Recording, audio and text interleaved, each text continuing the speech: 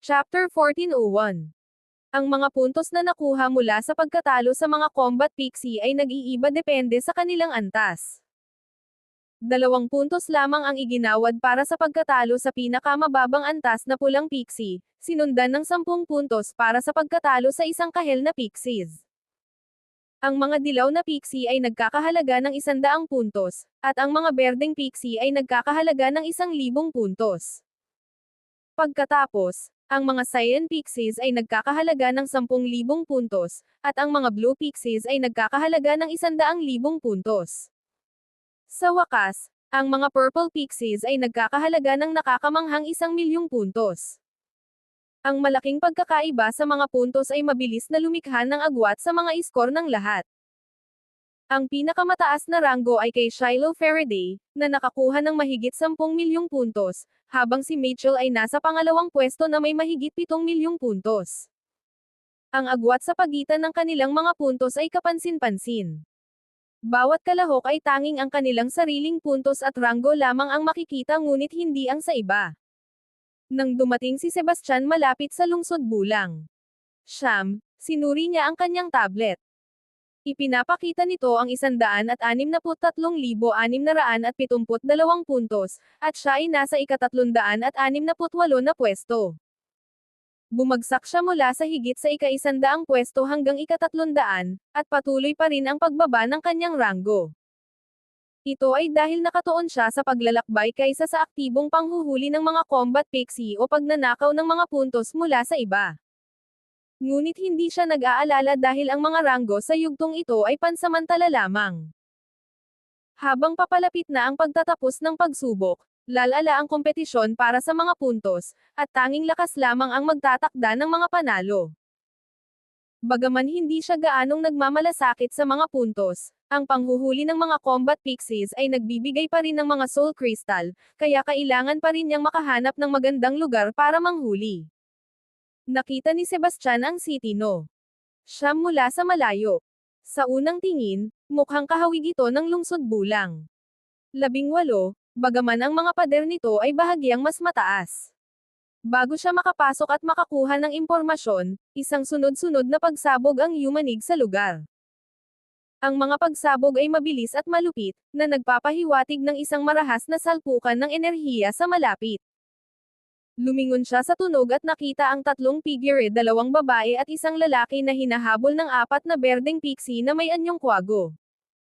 Nakaasol na mga robe at may dalang mga longsword na gawa sa enerhiya, malinaw na kabilang sila sa parehong sekta. Ang mga katawan ng mga combat pixies ay natatakpan ng maputlang berdeng mga balahibo, at bawat isa ay may 2 ulo na may malalaking paglaki na parang bukol. Ang kanilang mga tuka ay kasing talam ng mga espada, at ang kanilang walang balahibong mga leeg ay nagbigay sa kanila ng nakakabahalang anyo. Neryo, dapat ba tayong maghiwalay? Tanong ng isa sa mga babae. Ang kanyang mukha ay mapatol sa takot habang papalapit ang mga nakakatakot na pixies. Alam niyang hindi kayang tapatan ng kanilang lakas ang mga pixie na parang kwago sa laban, at isang tuka lamang ay maaaring maging nakamamatay. Bagaman alam nilang hindi sila mamamatay sa totoong buhay, ang karanasan ay tila nakakatakot na totoo. Ang pakiramdam ng kamatayan ay sobrang buhay, at ang pagkawala ng kalahating puntos na pinaghirapan nila ay nagdagdag lamang sa pressure. Sa kanilang kasalukuyang lakas, ang pagdaan sa ikalawang yugto ng pagsubok ay isang hamon na. Ang isa pang pagkamatay ay wawasak sa lahat ng pag-asa na makapagpatuloy. Huwag kayong maghiwa-hiwalay. Sigaw ni Neryo Sky. 4 sila. Kung maghihiwalay tayo, lahat tayo mamamatay. Kumapit lang kayo. Malapit na tayo sa City No. Siyam. Ang mahiwagang selyo ng lungsod ang magpipigil sa mga pixie na habulin tayo pagpasok natin. Tumakbo siya ng kasing bilis ng makakaya niya. Nang mga sandaling iyon, nakita niya ang isang lalaking nakaputi na papalapit ng kalmado siya si Sebastian. May tao sa unahan. Ang mukha ni Neryo ay nagniningning sa pag-asa. Hindi niya inaasahan na matatalo ni Sebastian ang nakakatakot na berdeng combat pixies. Sa wakas, ang mga pixie na ito ay katumbas ng isang bituin na intermediate deity masters, at may 4 sa kanila. Maliban na lang kung si Sebastian ay isang 2-star intermediate deity master, wala siyang paraan para talunin ang mga pixies na iyon. Bukod pa rito, ang isang 2-star intermediate deity master ay nasa antas na ng isang holy son. Ito ay nagpalubha sa posibilidad na makatagpo ng isa sa pamamagitan ng pagkakataon. Gayunpaman, ang katotohanan na may darating ay nagbigay sa kanila ng pag-asa. Sa pinakababa, baka makuha nila ang atensyon ng ilan sa mga pixies. Pakiusap, tulungan nyo kami. Sigaw ni Nerio ng desperado. Kami ay mga disipulo ng Gaudium Sacred Ground. Kung ililigtas nyo kami, gagantimpalaan namin kayo ng lubos. Chapter 1402. Matapos marinig ang desperadong sigaw ng tulong ni Nerio, hindi mapigilan ni Sebastian ang mapangiti sa loob. Sa isang kompetisyon tulad nito, bawat kalahok ay isang kalaban. Bihira na nga lang na hindi pagsamantalahan ang kapalaran ng iba, pero ang humingi ng tulong ay talagang nakakatawa. Para kay Sebastian, ang mga taong ito ay hindi man lang karapat-dapat isaalang-alang bilang mga kalaban. Ang kanyang ekspresyon ay nanatiling walang emosyon habang siya ay nakatayo roon. Nang makita ang tila kawalang malasakit ni Sebastian, natakot si Nerio na baka maliitin nito ang banta at mapahamak. Mabilis siyang sumigaw, "Mag-ingat ka, sir. Ang mga berdeng combat pixies na ito ay katumbas ng isang star intermediate deity realm." Huwag. Bago pa siya makapagsalita ng buo, isang nakakasilaw na liwanag ang sumilay sa kalangitan. Napakatindi nito na napilitang siya na pumikit. Sa isang kisap mata, nilapitan ni Sebastian ang pinakamalapit na combat pixie. Ang kanyang mahabang espada ay tumama ng may bilis at katumpakan ng isang ahas na sumisibat at naglabas ng nakamamatay na alon ng enerhiya ng espada. Isang napakatingkad na sinag ng liwanag ang dumaan sa hangin. Sa isang iglap, nahati sa dalawa ang combat pixie, at ang kanyang pagdaing ay naputol bago pa man ito makasigaw. Ang natitirang tatlong pixie ay sumigaw at tumalon kay Sebastian mula sa iba't ibang direksyon na nakalabas ang kanilang mga pangil. Pero siya'y nanatiling kalmado. Magaan ang kanyang mga hakbang habang umiikot siya sa hangin, at ang kanyang espada ay naglatag ng isang walang kapintasan na arco sa isang malawak na galaw. Ang after image ay bumuo ng isang walang putol na web na nahuli ang tatlong combat pixies. Sa isang nakakasilaw na pagulan ng mga hampas ng espada, ang mga pixie ay napunit. Ang kanilang berdeng liwanag ay agad na hamina at naging mga tuldok ng liwanag na mabilis na naglaho. Naiwan lamang nito ang ilang purong kristal ng kaluluwa. Nagtaka si Nerio at ang dalawang babae sa nakita. Ang kanilang mga mata ay lumaki sa hindi makapaniwala, at ang kanilang mga bibig ay nakabukas ng sapat na para makakain ng baseball. Tahimik na kinokolekta ni Sebastian ang mga kristal ng kaluluwa nang hindi isinusuksok ang kanyang espada. Ang kanyang ekspresyon ay walang pakialam, na parang ang nangyari kanina ay isang maliit na bagay lamang. Tumingin siya sa nagulat na trio, walang sinabi, at humarap na umalis. Sandali, sir. Nerio ay nagising mula sa kanyang pagkalumbay at tinawag si Sebastian. Ang kanyang boses ay puno ng paghanga at pasasalamat. Huminto si Sebastian at lumingon sa kanyang likuran. Mabilis na nagpatuloy si Nerio, "Salamat sa pagligtas sa amin. Kami ay mga disipulo ng Gaudium Sacred Ground, at palagi naming aalalahanan ang iyong kabutihan." Agad na sumagot ang dalawang babae, "Salamat po, sir." Hindi nila maiwasang mag-alala na baka magalit si Sebastian sa kanila. Pagkatapos ng lahat, ang pagpatay sa iba para sa mga puntos ay ang karaniwan sa pagsubok na ito. Sumagot si Sebastian nang walang pakialam, "Relax. Hindi kita papatayin pero may ilang tanong ako." Ang tatlo ay sabay-sabay na huminga ng maluwag. Agad na sumagot si Nerio, "Syempre, sir. Sasagutin namin ang kahit anong itanong mo. Saan matatagpuan ang mga pinakamataas na antas ng combat pixies malapit sa City No? Siyam. Tanong ni Sebastian. Mabilis na sumagot si Nerio, "Noong una, karamihan sa mga high-level combat pixies ay galing sa Netherseal Valley. Pero kamakailan, may lumitaw na Red Mane Beast doon. Pinapatay nito ang lahat ng makikita pixies pareho. Mga tao at combat. Maraming combat pixies ang tumakas mula sa lambak, at ngayon ay nagkalat na sila sa lahat ng dako. Dahil dito, marami ang nagtatago sa mga lungsod at natatakot na lumabas. Tumanggo si Sebastian at nagtanong, saan nga ba matatagpuan ang Nethersil Valley? Nagtaka si Neryo sandali ngunit pagkatapos ay itinuro ang direksyon. Hindi niya mapigil ang magbigay babala, Ginoo, napakadelikado ng lambak ngayon pinapayuhan ko kayong huwag pumunta doon ang Red Mane Beast ay nakakatakot. Kung magtutungo ka roon, mababa ang tsansa ng kaligtasan. Nanatiling hindi mabasa ang mukha ni Sebastian habang tinatanong niya, sino ang mga makapangyarihang eksperto sa lugar na ito? Chapter 1403. Nag-isip si Neryo ng saglit bago sumagot, maraming makapangyarihang tao dito, tulad ni Sayer Hexley mula sa pamilyang Hexley, Zinnia Ostrenova mula sa pamilyang Ostrenova, ang Holy Son ng Sky Howl Ground, ang Holy Maiden ng Violeta Sacred Ground, ang Holy Maiden ng Gaudium Sacred Ground, at ang Holy Son ng Lacuna Sacred Ground. Maraming mga Holy Son, Holy Maiden, at mga tagapagmana ng mga super pamilya, bawat isa ay lumalampas sa isa't isa sa lakas. Pero ang pinakamakapangyarihan sa kanila ay marahil si Sayer Hexley. 30 taon na ang nakalipas, siya ay nasa ikatlong pwesto sa potential leader chart. 3 dekada ang lumipas, ang kanyang antas ng pagsasanay ay umabot sa isang antas na lampas sa pagkaunawa. Hindi nagtagal, ininsulto siya ng Holy Son ng Lacuna Sacred Ground, at pinatumba siya ni Sayer sa loob lamang ng ilang galaw. Nagtaka si Sebastian. Ang mga Holy Son at Holy Maiden ay mga makapangyarihan sa kanilang sariling karapatan, ganat halos hindi sila nakatagal ng ilang palitan laban kay Sayer, na nagpapakita ng kanyang nakakatakot na lakas. Nagpatuloy si Neryo, sa totoo lang, may bagong eksperto sa lugar si Shiloh Faraday. Mukha siyang bata, siguro mga 16-17 taong gulang, at napaka-cute niva. Gayunpaman, nakakatakot ang kanyang lakas.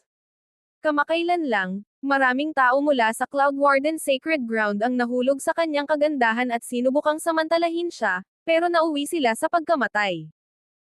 Idinagdag niya, hindi mahihina ang mga iyon. 2 sa kanila ay nasa ranggo sa potential leader chart, pero wala silang laban sa kanya at napatay agad. Ang lakas niya ay nasa top 10 sa chart, marahil mas mataas pa. Kung makatagpo mo siya, mag-ingat ka. Pumasok sina Sebastian at ang trio sa lungsod Bulang. Siyam. Tulad ng sinabi ni Neryo, ang lungsod ay punong-puno ng tao, hindi bababa sa 500 ang nagtatago sa loob ng mga pader nito. Naglakbay si Sebastian sa loob ng lungsod. Sa kabila ng kanyang paghahanap, wala siyang natagpuang sinuman na hinahanap niya. Umupo siya sa isang tavern kung saan pinag-uusapan ng mga parokyano ang Red Mane Beast.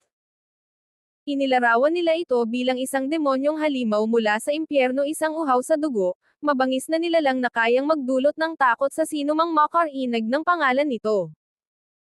Si Sebastian ay matagal nang naging mausisa na makita ang Red Mane Beast, at ang mga kwentong narinig niya ay lalo pang nagpasiklab ng kanyang pagkamausisa.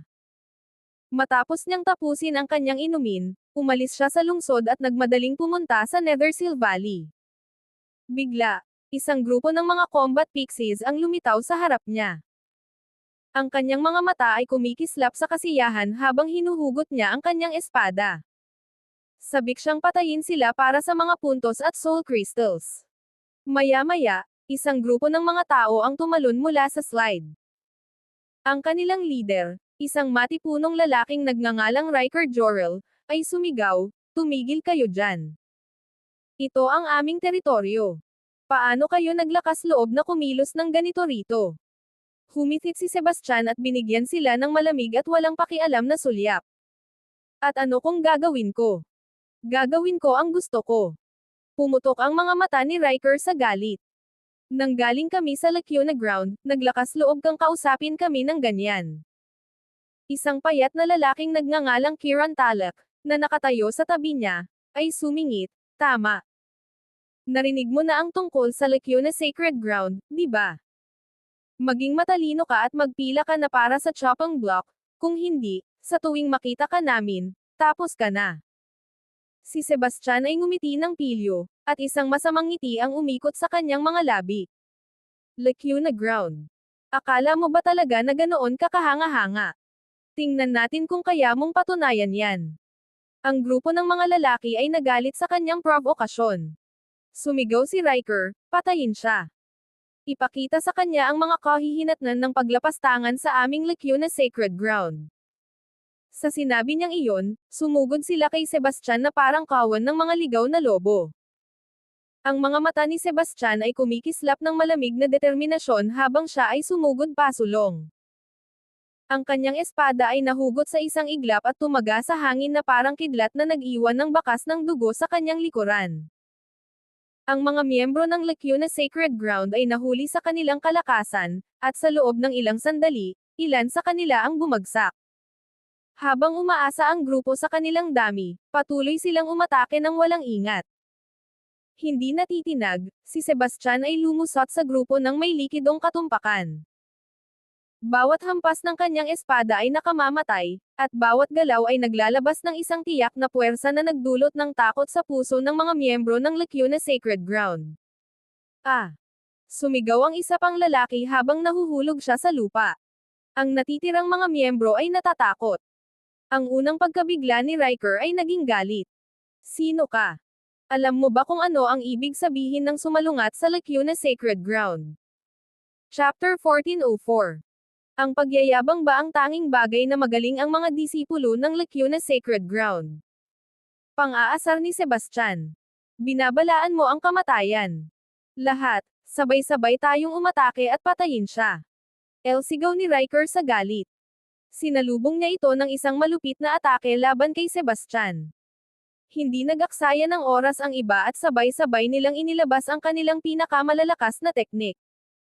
Ngunit ang agwat ng lakas ay masyadong malaki upang mapagtagumpayan. Si Sebastian ay sumugod sa grupo na parang isang nagngangalit na leon. Ang kanyang espada ay kumislap na parang kidlat at tumama ng may bilis na walang oras para makapag-react. Bawat swing ay hamampes sa mga kaaway na parang malakas na hangin. Ang nakakasilaw na liwanag ng espada ay umikot at tumama na may nakamamatay na katumpakan ng isang pilak na ahas na pumutol sa kanilang depensa. Dumadaloy ang dugo mula sa leeg ng isang lalaki habang sumasabog ito sa hangin tulad ng isang pulang fountain at namutawi sa isang nakasusulasok na pagsabog. Isang lalaki ang sumigaw habang ang hampas ni Sebastian ay nagpadapa sa kanya pabalik. Ang kanyang walang buhay na katawan ay bumagsak sa lupa na parang sirang manika. Hindi huminto si Sebastian habang lumilipad siya sa gitna ng grupo, at ang kanyang espada ay bumaba sa walang tigil, parang bagyong mga hampas. Bawat palo ay tumama na parang kulog na pumutol sa mga kaaway na parang mga dayami. Hindi nagtagal at ang huli sa kanila ay bumagsak sa ilalim ng kanyang galit. Nakatayo siya ng tahimik sa gitna ng karahasan. Sa sandaling iyon, siya ay tila isang di mapipigilang Diyos ng digmaan, at ang kanyang presensya ay naglalabas ng nakakatakot at nakamamatay na aura. Pagkatapos, kinuha niya ang tablet upang tingnan ang kanyang score. Ang kanyang mga puntos, na orihinal na higit sa 160,000, ay higit pang nadobol, at ang kanyang ranggo ay umakyat mula sa mahigit 300 hanggang sa kahangahangang ika-216 na pwesto. Sa labas ng mga pagsubok na lugar, marami ang napansin ang malaking pagbabago sa mga ranggo. Sa Violette Sacred Ground, muling umalangaw-ngaw ang masamang tawa ni Orion sa mga bulwagan. Nang bumagsak ang ranggo ni Sebastian kanina, walang katapusang tinawanan at pinagtawanan si Orion. Ngayon, ang mga boses na iyon ay tahimik na. Kahit na isang hanggal ay makikita ang katotohanan, hindi may kakaila ang lakas ni Sebastian, kaya't napakadali para sa kanya na nakawin ang puntos ng iba. Bagaman hindi pa siya umabot sa antas ng mga banal na anak at dalaga, tiyak na siya ay isang puwersa na dapat isaalang-alang sa mga ibang pribadong alagad. Si Ryan, habang pinapanood ang mga nagaganap na pangyayari, ay napuno ng pagsisisi. Kung alam lang niya na ganito kalakas si Sebastian, hindi sana siya tumaya kay Orion. Bagaman hindi pa tapos ang pagsubok, halos tiyak na ang magiging kinalabasan. Ang tanging magagawa niya ngayon ay umasa na nagalit si Sebastian sa isang tao na hindi niya dapat galitin o nagpasiklab ng kaaway na kayang magtanggol sa kanya ng tuluyan. B. Matapos puksain ang grupo mula sa Lacuna Sacred Ground, naglakbay si Sebastian patungo sa Nethersil Valley. Sa sandaling pumasok siya sa lambak, agad siyang sinalubong ng isang maalikabok at luma na atmosfera. Ito ay nakabibingi at mahiwaga, na parang nagtatago ng hindi mabilang na mga lihim. Ang lupain ay mapanganib, na may mga hindi pantay na daan na bumabagtas sa magaspang na tanawin. Isang manipis na ulap ng hamog ang nakabitin sa hangin at nagbawas ng visibility. Mga matataas na tuktok ng bundok ang bumabalot sa magkabilang panig, na may mga bangin na natatakpan ng mga kakaibang hugis na bato. Ang ilan ay parang pangil, ang iba naman ay parang mga kuko na nagbigay sa lugar ng nakakatakot at nakababalisa na anyo. Ang vegetasyon ng lambak ay kakaunti, may mababang mga palumpong at nalantang damo. Paminsan-minsan, akita ni Sebastian ang mga puno na may mga baluktot at paikot-ikot na mga sanga na tila nagdadala ng mga lihim ng madilim na kasaysayan ng lambak. Hindi dumating si Sebastian dito para huntin ang Redmane Beast. Ang layunin niya ay manghuli ng mga combat pixies.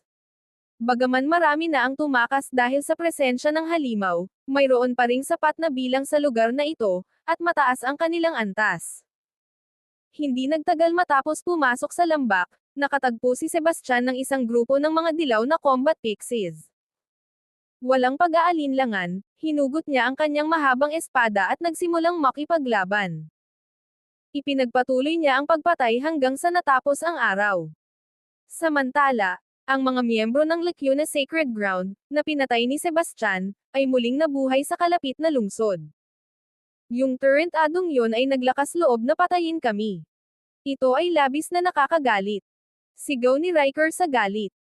Kieran ay nagngangalit at sinabi, pero masyadong malakas ang bastardo na iyon. Wala tayong laban sa kanya. Hanapin natin si Axel Hammond. Isa siyang nangungunang eksperto sa potential leader chart. Ang pagkuha sa batang iyon ay kasing dali lang ng pagputol ng sanga para sa kanya, malamig na sinabi ni Riker. Kabanata 1405. Ngumiti ng masama si Kieran. Kapag pumasok na si Axel, magiging madali na lang ang pag-aasikaso sa batang iyon.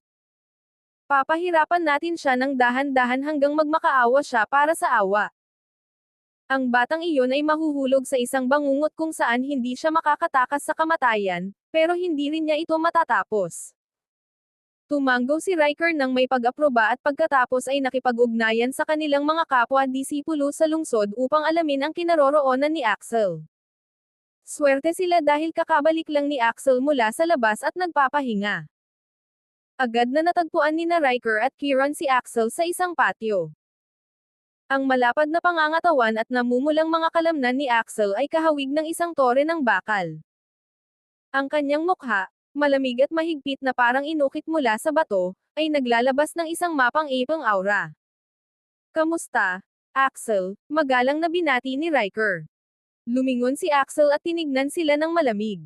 Nagsalita siya sa malalim na boses. Ano bang nagmamadali? Mabilis na ipinaliwanag ni Riker, pinatay kami ng isang bata malapit sa Nethersil Valley. Napaka-arogante niya at hindi man lang nagpapakita ng respeto sa aming Lacuna Sacred Ground. Mabilis na idinagdag ni Kieran, tama yan. Ang lakas niya kaya hindi kami nakapagpatalo. Tanging ikaw lang ang makakapaghiganti para sa amin. Pagkarinig niyon, nagalit si Axel at isang alon ng makapangyarihang enerhiya ang lumabas mula sa kanya. Humitit siya at sinabi, paano niya nagawa pang pumatay ng mga miyembro ng ating guild? Talagang hindi niya alam ang kanyang lugar. Alam mo ba kung nasaan siya? Dapat siya ay nasa Nethersil Valley, sagot ni Riker. Ang pagbanggit sa lambak ay nagdulot ng saglit na pag-aalinlangan sa mga mata ni Axel. Nakita ito ni Riker at agad siyang pinakalma, kahit nandoon ang batang iyon, malamang nasa panlabas na bahagi siya. Masyadong mapanganib ang pangunahing bahagi dahil nandyan ang mga Redmane Beasts, at sino mang pumasok doon ay hindi na bumabalik. Tara na. Gusto kong makita kung sino ang tanga na magtatangkang hamanin ang aming guild. Lumakad si Axel pasulong, sinundan sila ni Riker, Kieran, at ang iba pa. Ang kanilang mga mukha ay lumiwanag sa mga mapagmataas na ngiti habang iniisip ang malupit na kapalaran ni Sebastian. Sa Cypher Sacred Ground, muling nasa mga labi ng mga tao ang pangalan ni Sebastian. Si Esme at Zia ay nagmamasid sa kanyang mga puntos at ranggo. Nang patayin niya si Roland at ang iba pa, pumalo ang kanyang ranggo sa top 100. Ang dalawang babae ay labis na natuwa sa kanyang tagumpay. Dahil sa isang naunang tanong mula kay Rose Alba, marami ng tao ang nakakaalam na si Sebastian ang asawa ni Esme. Noong una, hindi siya binigyan ng maraming pansin ng mga nakatatanda sa Cypher Sacred Ground dahil siya ay nasa higit sa 10,000 na pwesto sa mga kalahok na nasa ilalim ng ranggo.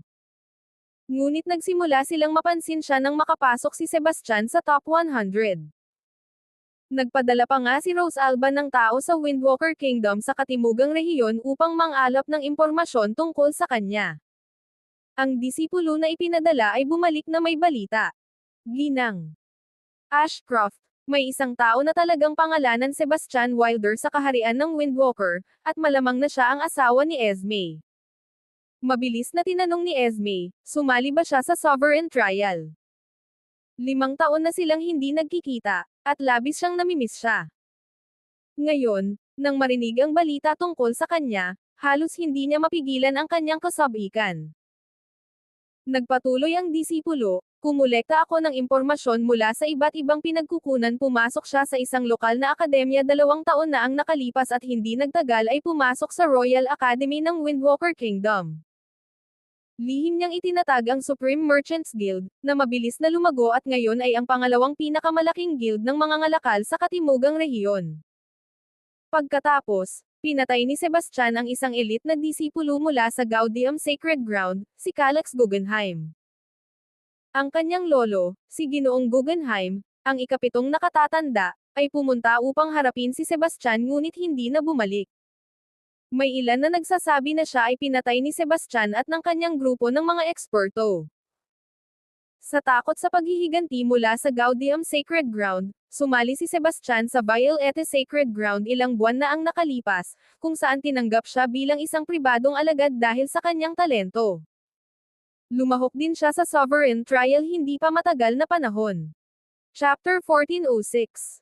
Nang marinig ni Rose Alba ang balita tungkol kay Sebastian, siya ay napanganga, at ang kanyang mukha ay nanlumo sa hindi makapaniwala. Ang iba sa paligid niya ay pareho ring nagulat. Ang kanilang mga mata ay lumaki sa gulat at pagkalito na para bang hindi makapaniwala sa kanilang narinig. Hindi nila kailanman naisip na si Sebastian, na lumalahok sa Sovereign Trial, ay asawa pala ni Esme. Hindi sana ito naging ganoon kalaking sorpresa kung alam nila ito mula pa sa simula. Sa katunayan, si Sebastian ay nasa ilalim ng ranggo noon at halos hindi siya napapansin sa mga ibang kalahok. Ngunit bigla, ginamit ni Sebastian ang buong lakas niya, na nagdulot ng matinding pagtaas ng kanyang mga puntos at ranggo at umakyat sa top 200. Ito ay isang nakakagulat na pangyayari na nag-iwan sa kanila ng pagkabigla. Ang Cypher Sacred Ground ay itinuturing na isa sa pinakamababang ranggo sa mga banal na lupa. Kaya, mayroon lamang silang 80 kalahok sa Sovereign Trial. Sa mga iyon, 1/4 ang naalis sa unang yugto. Sa natitirang 50, higit sa kalahati ang niranggo sa higit sa 8,000 na marka. Ang pinakamataas na ranggo ng banal na birhen ay nasa ika-116 pa pwesto, at ang banal na anak ay nasa ika-134 na pwesto. Ang pagpasok ni Sebastian sa top 100 ay nagpakita na siya ay nasa antas ng isang banal na anak, na talagang nakakagulat para sa kanila. Ngunit ito lamang ay hindi makapagpapagulat sa mga nakatatanda ng Sacred Ground. Ang talagang nagulat sa kanila ay na si Sebastian ay 5 taon lamang nakarating sa demigod realm. Ngunit ngayon, siya ay lumago na sa isang batang makapangyarihan na nasa bingit ng pag-abot sa antas ng banal na anak. Ang bilis ng kanyang pag-unlad ay halos hindi mapaniwalaan. Humarap si Helix kay Esme at sinabi, kapag natapos na ang Sovereign Trial, aayusin ko ang isang tao na magdadala sa iyo upang makita ang iyong asawa. Salamat, Ginoong Cypher. Mabilis niyang ipinahayag ang kanyang pasasalamat, at puno ng pananabik ang kanyang boses.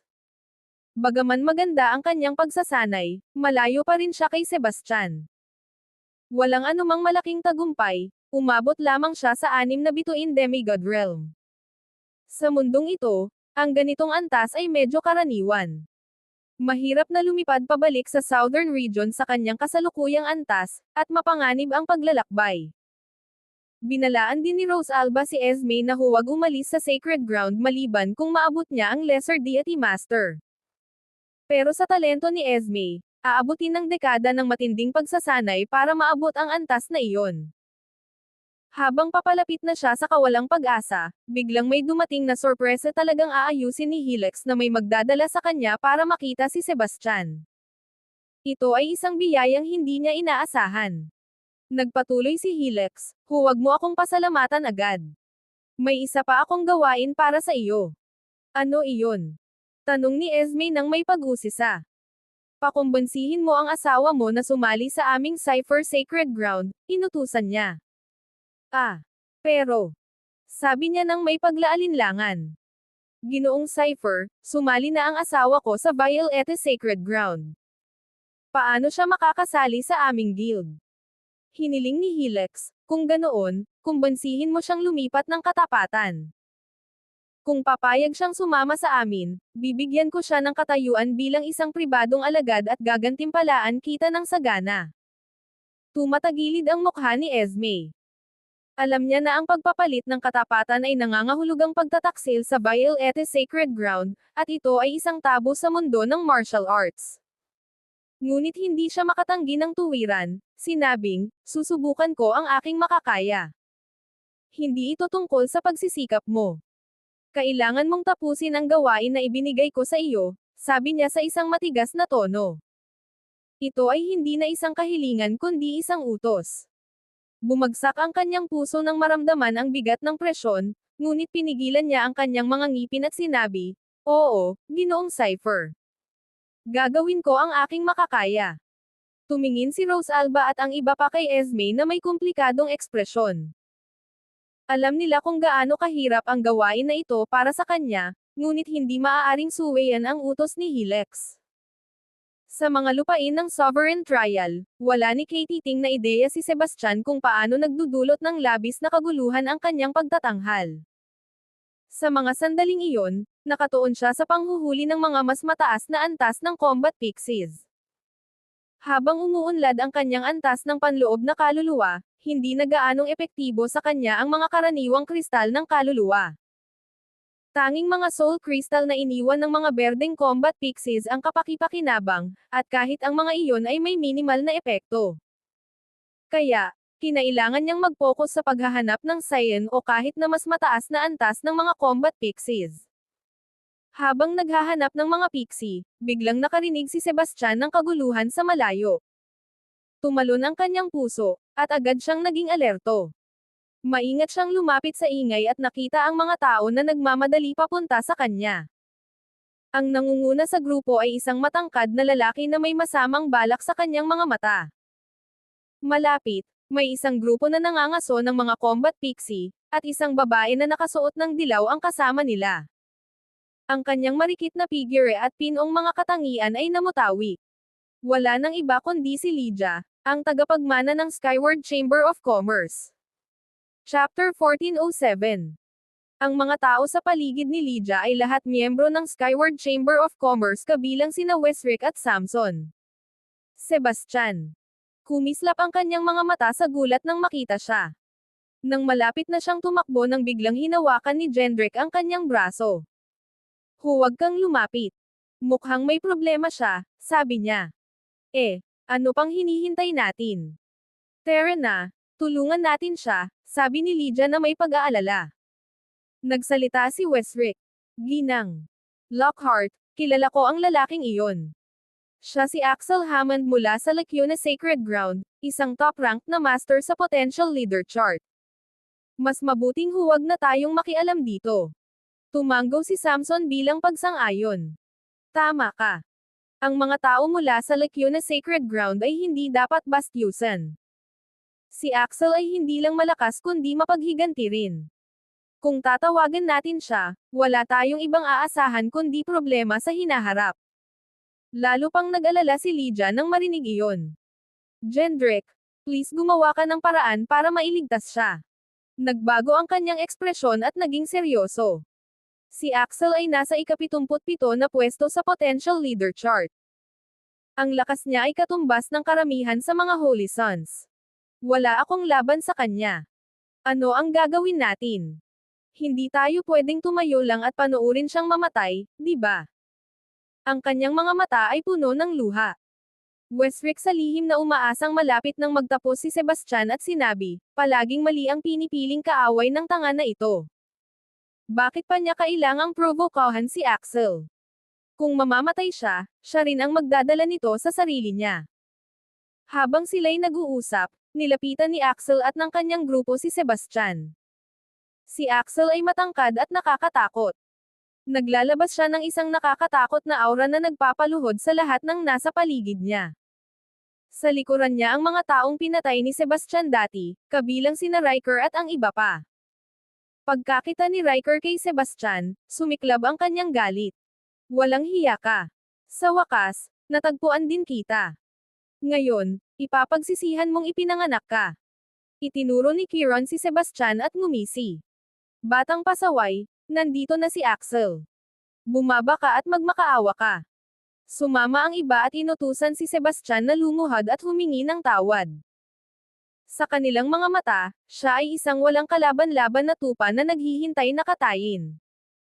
Tinutok ni Axel ang kanyang malamig at matalim na tingin kay Sebastian. Anong karapatan mong patayin ang mga tao ko mula sa Lacuna Sacred Ground? Ang tapang mo. Lumuhad ka at humingi ng tawad, ngayon din. Isang mapanlit na ngiti ang sumilong sa mga labi ni Sebastian. Isa akong matigas ang ulo at hindi marunong lumuhad. Bakit hindi mo ako turuan kung paano? Sa kanyang mga salita, nagalit si Riker at ang iba pa. Anong karapatan mong kausapin si Axel ng ganyan? May gusto ka bang mamatay? Ang galit ni Axel ay naging isang malupit na ngiti. Isang simpleng langgam ang naglakas loob na kumilos ng may kay-abangan. Mukhang masyado akong naging maawin kanina. Ngayon, gagawin kitang halimbawa at tuturuan ka ng leksyong hindi mo malilimutan. Sa mga salitang iyon, hinugot niya ang kanyang malapad na espada. Hindi tulad ng mga armas na pinanday ng enerhiya, ito ay isang mid-grade na espiritual na artifact. Lahat ng mga kalahok ay pumasok sa pagsubok na walang armas, ngunit ang ilan, tulad ni Sebastian, ay may kaunting swerte sa kanilang panig. Si Axel ay pinalad din na makakuha ng mid-grade na espiritual na artifact, na nagbigay sa kanya ng 30% na dagdag sa kanyang kakayahan sa laban. Gayunpaman, pinanood lamang ni Sebastian si Axel na may nakakaaliw na ekspresyon, at walang palatandaan ng kaba. Habang naghahanda si Axel na umatake, humakbang si Jendrik pasulong. Axel, pakiusap, huwag mo siyang patayin. Tumingin si Axel kay Jendrik at tinanong, sinusubukan mo bang iligtas ang batang ito? Jendrik ngumiti at sumagot, kaibigan siya ng kapatid ko. Pwede bang pakiusap ko na huwag mo siyang saktan? Nag-isip si Axel sandali bago tumango. Maaari ko itong palampasin. Pero dahil pinatay niya ang mga miyembro ng Lacuna Sacred Ground ko, kailangan kong turuan siya ng leksyong hindi niya malilimutan. Kailangan niyang lumuhad at humingi ng tawad, at pagkatapos ay papatayin siya ng mga tao ko. Isang beses lang. Chapter 1408. Bata, kailangan mo lang lumuhad at humingi ng tawad. Bukod pa rito, isang beses lang kita papatayin. Napakaluwag na noon. Dapat kang magpasalamat kay Axel sa kanyang awa, matalim na bulyo ni Riker, at ang kanyang mukha ay nagbago sa isang malupit na ngiti. Gusto mo bang lumuhad ako at humingi ng tawad, tapos gusto mo pa akong patayin? Bukod pa rito, gusto mo pa akong pasalamatan. Punong-puno ng pang-aasar ang mukha ni Sebastian. Inangat niya ng bahagya ang kanyang baba, at ang pang-aasar na nakabitin sa sulok ng kanyang bibig ay hindi may kakaila. Huwag kang maging napakabastos, bata. Ininsulto mo ang Lacuna Sacred Ground, at ang pagpatay sa iyo kahit isang beses ay napakabait na parusa. Kung hindi dahil kay Ginoong Lockhart na namagitan para sa iyo, papatayin ka namin tuwing ikaw ay muling mabubuhay hanggang sa matakot ka nang lumabas ng lungsod. Ang mukha ni Riker ay nagalit, Ang kanyang mga kamao ay nakapulupot na parang handang sumugod kay Sebastian. Batang pasaway, limitado ang pasensya ko. Lumuhad ka at humingi ng tawad ngayon din, sa kapapayagan kong patayin ka ni Riker. Si Axel, nakadamit ng mga bordadong roba, ay nakatayo na nakapulupot ang mga braso. Ang kanyang mga mata ay naglalabas ng kay-abangan, at ang kanyang malamig na titig ay sumisilip kay Sebastian. Tumingin si Jendrik kay Sebastian at sinabi, kailangang malaman ng isang lalaki kung kailan tatanggapin ang suntok at kung kailan babangon muli. Sa iyong mga kakayahan, ang isang beses na pagkamatay ay hindi ka mapipigilan sa pagdaan sa pagsasanay ng kaluluwa. Ginoong Lockhart, walang utang na loob itong taong ito, bakit pa siya pinapansin? Wesrick, na halatang inis na inis, inusli ang kanyang mga labi sa isang pang-aalipusta at binigyan si Sebastian ng isang mapanlate na tingin. Tama ka. Si Ginoong Lockhart ay nagmakaawa para sa kanya ng may mabuting kalooban, pero hindi niya ito pinahalagahan, karapat-dapat siya sa anumang mangyari sa kanya. Ngumiti si Samson ng may masamang intensyon, at ang kanyang ekspresyon ay napakapangit na mahirap tingnan. Jendrik, huwag mong sabihing nilalapastangan kita. Piniga ni Axel ang kanyang mga kamao pagkatapos magsalita. Ang mga ugat niya ay namumuo na parang handang sumuntok anumang sandali. Sandali lang, Ginoong Hammond. Paano kung magpakita tayo ng kaunting awa at hayaan na lang siyang humingi ng tawad? Sa pamamagitan ng paraan, may dala akong isang pangil, na isang mid-grade na espiritual na artepakto. Isaalang-alang mo ito bilang kabayaran. Ano sa tingin mo? Nag-aalala ang mga kilay ni Lydia at mahigpit niyang hinawakan ang pangil na parang dito nakasalalay ang lahat ng kanyang pag-asa. Kinuha ni Axel ang sandata at mabilis itong sinuri bago ibinato kay Riker. Sige. Pagtitipirin ko ang kanyang buhay para sa kapakanan ng iyong kapatid at ng sandatang ito. Pero ang pag-insulto sa Lekyo na Sacred Ground ay hindi pa rin palalampasan, kailangan pa rin niyang lumuhad at humingi ng tawad sa atin. Ginoong Wilder, paano kung humingi ka na lang ng tawad sa kanila? Ang kanyang mga mata ay puno ng pag-aalala, at ang kanyang mga mata na puno ng luha ay puno ng init. Pinahahalagahan ko ang iyong kabaitan, pero ang hilingin na lumuhad at humingi ng tawad. Hindi mangyayari. Nakatayo si Sebastian ng matatag na parang hindi siya kayang galawin ng lupa. Batang pasaway, mukhang humihingi ka ng suntok. Sige, ibibigay ko ang gusto mo. Agad na lumabo ang mukha ni Axel, at tila sumasabog na ang kanyang galit anumang sandali. Gusto pang magsalita ni Lydia, pero hinayla siya ni Jendrik palayo. Si Axel ay wala ng katinoan. Mahahagip tayo ng apoy kung lalapit ka pa. Ginoong Lockhart, tama ang kapatid mo. Kapag nagalit si Axel, isa siyang baliw. Kaya, mas mabuting huwag siyang saktan. Tungkol naman sa lalaking ito, siya lang ang dapat sisihin sa kanyang kalagayan. Ang mga mata ni Samson ay puno ng malamig na kawalang interes, ang kanyang ekspresyon ay nakakadiri sa mga tao. Tumanggo si Wesrick bilang pagsang-ayon. Tama siya. Sinusubukan niyo at ni Ginoong Lockhart na tulungan siya pero hindi niya ito pinahalagahan. Hindi siya karapat-dapat. Si Axel ay sumugod kay Sebastian na may sigaw, at ang kanyang mga kamao ay pumutol sa hangin na may napakalakas na puwersa. Ang kanyang anyo ay lumabo habang si Yaib gumagalaw at nagpagalaw ng isang malupit na hangin. Sebastian, malapit ka nang masira ni Axel. Siguro wala ka sa katinoan kung akala mo kayang mong pigilan yun. Ang pangungutya ni Riker ay umabot sa hangin. Oo. Hindi niya nga alam ang sarili niyang lakas at naglakas loob pang hamanin si Axel. Nakakahiya. Nagsalubong ang kilay ni Wesrick, at puno ng paghamak ang kanyang ekspresyon. Idinagdag ni Samson ng may pang-aasar, tingnan natin kung gaano katagal bago siya magmakaawa ng awa. Haha. Habang bumabagsak ang mga mabangis na atake ni Axel, nanatiling malamig ang ekspresyon ni Sebastian, may kislap ng malamig na determinasyon sa kanyang mga mata. Isang espada ang kumikislap sa kanyang kamay, at ang talon nito ay kumikintab na may malamig na liwanag. Kasabay nito, sang nakamamatay na intensyon ng espada ang sumiklab mula sa kanya, kasing lamig ng isang bagyo at kasing lakas ng isang unos, na kayang magyelo ang hangin sa paligid niya. Ang espada ay gumalaw na parang isang anino sa bawat swing, at bawat arko ay pumutol sa lakas. Bawat galaw ay puno ng nakamamatay na layunin at matalim na enerhiya ng espada. Ang kanyang intensyon ng espada ay tila kayang punatin at baluktutin ang espasyo sa paligid niya. Nabigla si Axel ngunit agad niyang pinatindi ang kanyang atake, at ang kanyang mga kamao ay bumagsak na parang isang malupit na bagyo.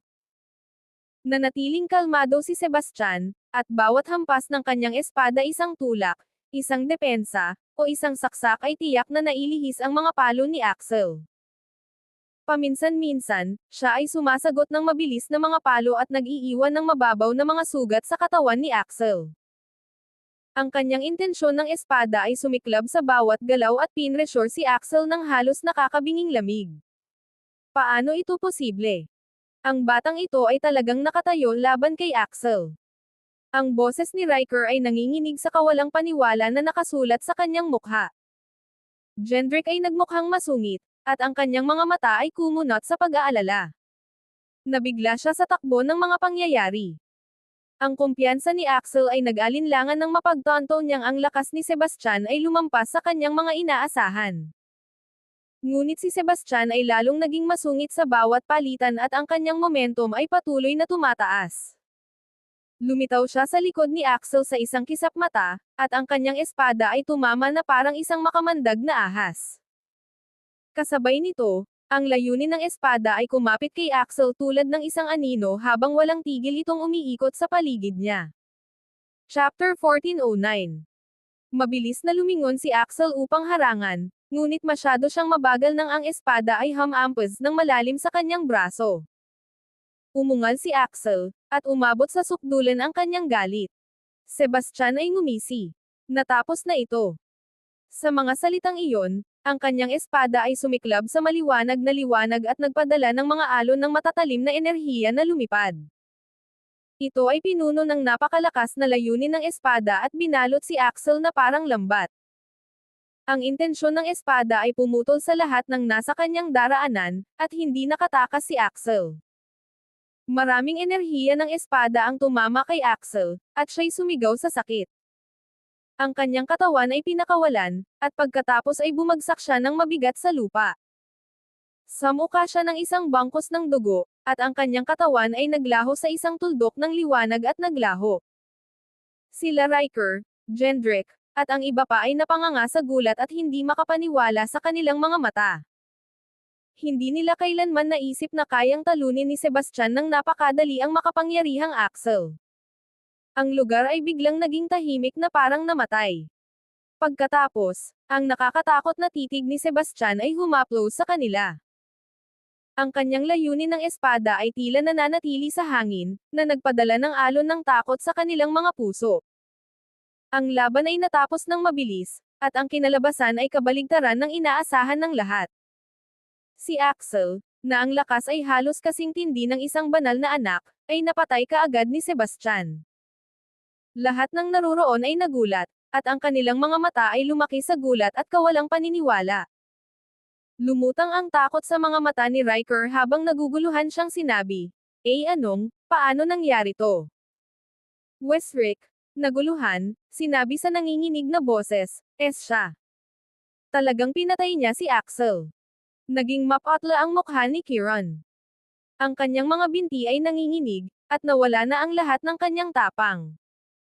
Si Riker ay nagising mula sa kanyang pagkakalugmok at sumigaw, takbo. Siya ang unang tumalikod at tumakas.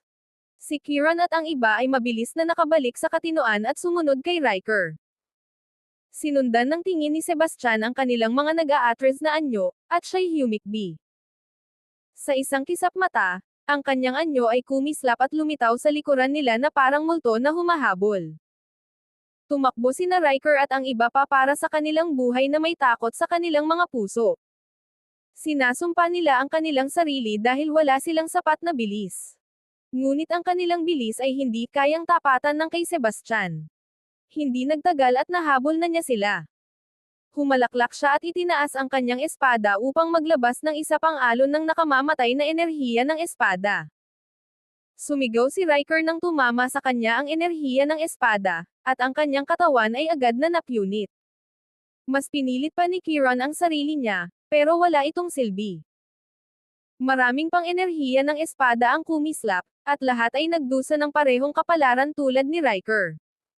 Sila ay nahati sa gitna, at ang kanilang mga katawan ay naglaho sa isang liwanag at naglaho. Sa ganitong paraan, pinatay ni Sebastian ang lahat ng miyembro ng Lacuna Sacred Ground. Tanging isang tanawin ng pagdanak ng dugo at nakakatakot na katahimikan ang natira. Pagkatapos, nilapitan ni Sebastian si Lydia at ang iba pa. Ang kanyang matalim na tingin ay nakatutok kay Wesric at Samson na may layuning pumatay. Ang dalawang lalaki ay nagulat at nagalit. Ngunit tinipon ni Samson ang kanyang lakas ng loob at nagtanong, "Ano ang kailangan mo sa amin?" "Ang patayin kayo," malamig na sagot ni Sebastian. Chapter 14:10. Napaluhod si Samson at Wesric nang marinig nilang gusto silang patayin ni Sebastian. "Sebastian, hindi ka namin ininsulto. Bakit mo kami gustong patayin?" Sigaw ni Wesric, at lumaki ang kanyang mga mata sa galit. Ang tingin ni Sebastian ay naging malamig habang malamig niyang sinagot, "Binigyan niyo ako ng banta bago pa man kami makarating sa Ascendant Isle, at inistorbo niyo ako muli kanina. Hindi ba't sapat na ang dahilan na iyon para patayin kayo? Nagkamali kami kanina at humihingi kami ng tawad para doon." Nanginginig ang boses ni Samson sa kanyang madaliang sagot. Si Sebastian ay ngumiti ng may pang-iinsulto habang dahan-dahan niyang itinaas ang kanyang espada, at ang talon nito ay kumikislap ng malamig na nakamamatay na liwanag. Nanginginig sa takot sina Samson at Wesric. Sa sandaling iyon, ang figure ni Jendrik ay kumislap sa harap ni Sebastian. "Ginoong Wilder, maaari mo bang ipagkaloob sa akin ang pabor na palayain sila? Pakawalan niyo na sila ngayon." Pakiusap ni Lydia, at puno ng pag-aalala ang kanyang mukha. Ang gutom na tingin sa mga mata ni Sebastian ay unti-unting nawala. "Sige. Papatawarin ko sila ngayon para sa iyo, pero tandaan mo ito, kung mangyari ulit ito, wala nang makakapagligtas sa kanila." Takot at hinanakit ang agad na pumuno sa mga puso ni na Samson at Wesric. Nagpalitan sila ng mabilis na sulyap, at isang saglit na pagdapo ng mapanlikhang intensyon ang lumipat sa pagitan nila sa sandaling iyon. Alam nilang balang araw ay aayusin din nila ang kanilang alitan, pero hindi ngayon. "Sebastian, swerte ka lang ngayon, pero huwag mong isipin na dito na nagtatapos ito," his ni Samson sa pamamagitan ng nakagat na mga ngipin. Ang boses niya ay mababa at puno ng puot. Mabilis na sumingit si Wesric, "Oo, hintayin mo lang. Magbabayad ka rin balang araw." Kahit na halos hindi marinig ang kanilang mga boses, nakuha ng matalas na pandinig ni Sebastian ang bawat salita. Ang kanyang titig ay naging mas malamig pa sa isang yelong kuweba, isang tingin na tila kayang magpigil ng lahat ng nasa paligid. Kinamumuhian niya ang ganitong mga tusong taktika, lalo na mula sa mga taong kasing mandiraya nila. Walang pag-aalinlangan, inugoy niya ang kanyang espada ng may bilis ng kidlat. Hindi inasahan ni na Samson at Wesric ito. Wala pa silang oras para makapag-react at bigla nilang naramdaman ang lamig sa kanilang mga leeg. Bago pa nila namamalayan, nahati na ng espada ni Sebastian. Dumadaloy ang dugo sa lahat ng direksyon habang nahuhulog ang kanilang mga ulo sa lupa. Ang kanilang mga mata ay nanatiling nakabukas, puno ng takot at hindi makapaniwala. Wala sa kanila ang makakapag-isip na mamamatay sila ng ganito at mapapatay ng espada ni Sebastian. Jendrik at Lydia ay parehong nagulat sa biglaang kalupitan. "Sebastian, ikaw. Paano mo sila napatay?" Nanginginig ang boses ni Jendrik sa gulat at galit. "Karapat-dapat lang nila yon. Huwag mong sabihing hindi mo narinig ang mga bulungan nila," malamig na sabi ni Sebastian. Ang kanyang ekspresyon ay kasing walang awa tulad ng dati. Pero nag-uusap lang sila. Hindi naman nila ito ginawa, kaya bakit kailangan mong maging ganon kaimbis? Galit na akusasyon ni Jendrik. Bakit pahintayin na gumanti sila? Magkaiba tayo ng landas, kaya walang saysay na magpanggap na hindi. Sa huling salita, umiwas si Sebastian at umalis. "Ginoong Wilder, sandaling lang. Hinabol siya ni Lydia. Kailangan mo ba ng tulong? Tanong ni Sebastian nang hindi lumilingon. Marami kang pinatay mula sa Lacuna Sacred Ground. Hindi nila ito palalampasan, kaya kailangan mong mag-ingat, babala niya na may tunay na pag-aalala. Hinaharap ko ang kahit anong dumating sa akin. Ikaw, sa kabilang banda, dapat mag-ingat ka. Yung dalawa ay hindi mabubuting tao. Binigyan niya siya ng isang huling payo bago umalis. Sa Cypher Sacred Ground, nagtipon sina Esme, Zia, at ang maraming kagalang-galang na matatanda sa pangunahing plaza. Ang mga disipulo ay inatas ang subaybayan ang ranggo ni Sebastian sa Shadow Mirror. Sa mga nakaraang araw, ang ranggo ni Sebastian ay patuloy na umakyat mula ika-187 hanggang ika-171. Sa ganitong takbo, malamang na makapasok siya sa top 150 sa katapusan ng ikalawang yugto.